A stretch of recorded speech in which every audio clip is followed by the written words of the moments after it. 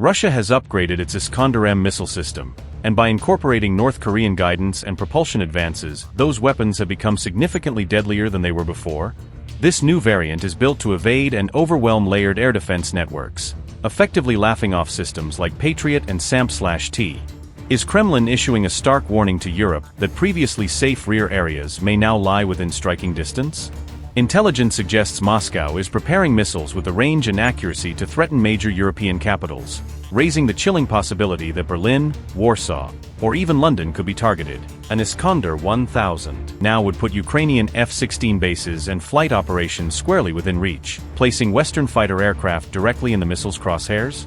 Fitted with advanced decoys, heat-seeking traps, and algorithms that hunt for radar blind spots, Russia's missile has grown markedly smarter and much harder for defenses to defeat.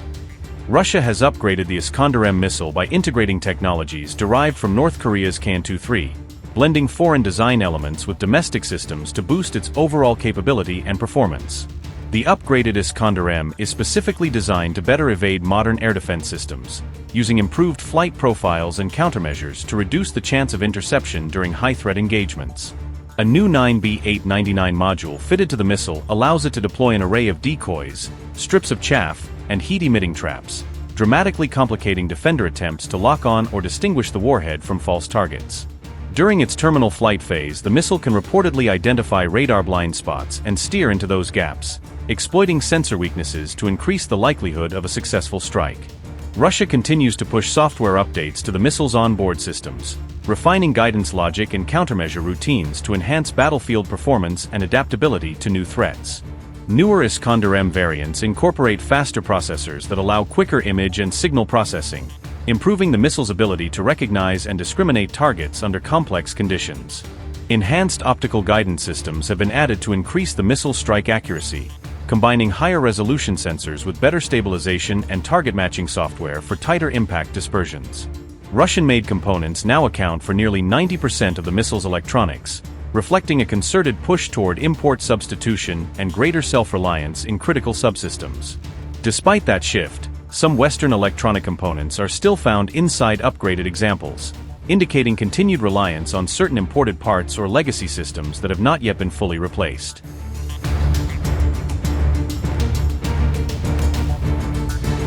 The Iskander-M can be fitted with 7 different types of warheads, giving commanders flexibility to choose the most suitable munition for a given target and mission profile. Its arsenal specifically includes penetrating and concrete-piercing warheads designed to defeat hardened structures and buried facilities, maximizing damage against fortified military installations. Russia has been deploying the missile against airfields and military aviation infrastructure, aiming to degrade runways, hangars, and support facilities that sustain enemy air operations. Ukrainian researchers report that F-16 fighter jets and their operating bases are explicitly among the intended targets, raising concerns about the vulnerability of Western aircraft deployed to support Ukraine. Technical solutions adapted from the North Korean Can-23 design have reportedly helped Russia streamline manufacturing processes and boost production rates for the Iskander family. To date, there is no confirmed evidence that North Korean-supplied Can-23 missiles have been used in recent combat, leaving open questions about the extent of direct operational transfers. Russia is reportedly working on an extended-range variant dubbed the Iskander-1000, a program that aims to push the missile well beyond its current operational envelope. The Iskander-1000 could reportedly reach a maximum range of up to 1,000 kilometers, a leap that would bring much deeper strategic targets within striking distance. Achieving that range would likely require a more powerful engine and higher energy fuel, technical changes intended to extend burn time and increase overall propulsion efficiency. Procurement documents mentioning the 9M7232 missile have surfaced and may be linked to the Iskander-1000 program, suggesting administrative traces of a development or acquisition effort. Reports indicate Russia planned to produce an initial batch of 18 Iskander-1000 missiles in 2025, a limited run that could serve for testing, evaluation, or early operational use. Each missile in that batch was estimated to cost roughly 221 million rubles, or about $2.5 million apiece, placing a substantial price tag on the new capability. As of June 2026, no confirmed launches beyond 500 kilometers have been recorded, meaning independent verification of extended range performance remains absent. The absence of long-range combat use suggests the missile is still undergoing testing and evaluation, rather than being fielded in widespread operational roles. Analysts therefore assess that the Iskander-1000 remains in development and evaluation, with technical, logistical, and doctrinal questions still to be resolved before mass deployment. Meanwhile, on June 13, President Vladimir Putin declared that Russian troops were advancing on all fronts, a statement that frames these weapons developments within a broader narrative of military momentum. Социально-экономического развития Донбасса и Новороссии. Dear colleagues, good afternoon. On our agenda are issues relating to the socio-economic development of Donbass and Novorossiya. I would like to remind you that just over 3 years ago, in April 2023, a comprehensive program on this matter was approved. Ambitious objectives were set to ensure the close integration of our historic territories into the country's unified legal, economic, educational, cultural, and information space. Today we will assess the results achieved. And most importantly, we will once again analyze together the areas where additional efforts are needed and where closer coordination is required, taking into account the current situation and operational reports from regional leaders. We will see where resources should be prioritized and where, as I have already noted, additional support from the federal authorities is required. I would like to emphasize once again that, according to the plans, by 2030 the Donetsk and Lugansk People's Republics, as well as the Kherson and Zaporizhzhia regions, are set to meet national standards across all key indicators relating to people's quality of life. To this end, the program provides for some 300 different measures. These include the development of social, housing, transport, and utility infrastructure, as well as the implementation of projects aimed at launching new industrial and agricultural enterprises and creating additional modern jobs. It is important that all federal agencies have joined in this major effort. 26 state-owned companies and 82 constituent entities of the Federation, which have taken on the patronage of specific districts and settlements in the reunited regions. In fact, the whole of Russia, hundreds of work collectives, volunteer movements, and public organizations have lent a helping hand to Donbass and Novorossiya. They have united to help unlock the colossal potential of these lands and create the conditions for productive and stable life there. I am sincerely grateful to everyone involved in this immense work. I know that you have to work in a very tense, difficult, and, at times, dangerous combat environment on the front line amidst drone attacks and shelling. Our troops are maintaining a strategic advantage, advancing confidently, and no amount of shelling or drone strikes will change the situation now.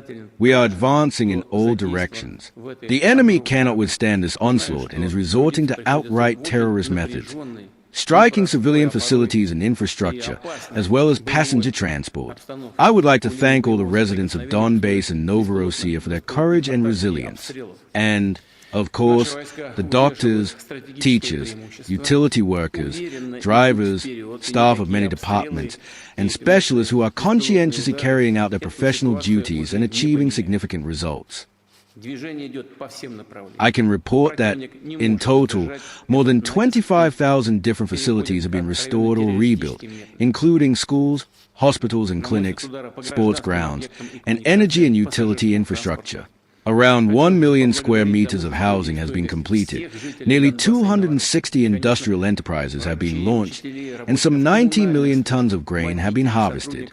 A wide range of tools and mechanisms has been used to provide support to businesses, particularly small and medium-sized enterprises. Furthermore, over 8,000 kilometers of roads have been repaired and constructed, including sections of the Azov Ring, a modern motorway connecting our Azov regions. It is designed to improve transport accessibility to these areas and open up new opportunities for investment, logistics, and trade. I would like to say a few words here about the recently approved development strategy for the Azov region. It covers our historic regions of Donbass and Novorossiya and should help to expand transport and tourism infrastructure, bring agricultural land into use, take the fisheries sector to a new level, and rectify the accumulated damage to the environment. As a result, the resource and recreational potential of the Azov region should increase significantly. I would like to take this opportunity to ask my colleagues in the government, together with the Agency for Strategic Initiatives, local leaders, and business representatives, to focus their efforts on implementing this strategy. Crucially, we must more actively introduce cutting-edge scientific and technological solutions and create conditions to attract investment in technological development projects in this region. This is the foundation for long-term sustainable growth. As a result, the development strategy for the Azov region and the Socioeconomic Development Program for Donbass and Novorossiya will effectively complement one another, ensuring a comprehensive approach to the restoration of our historic regions. Let me repeat.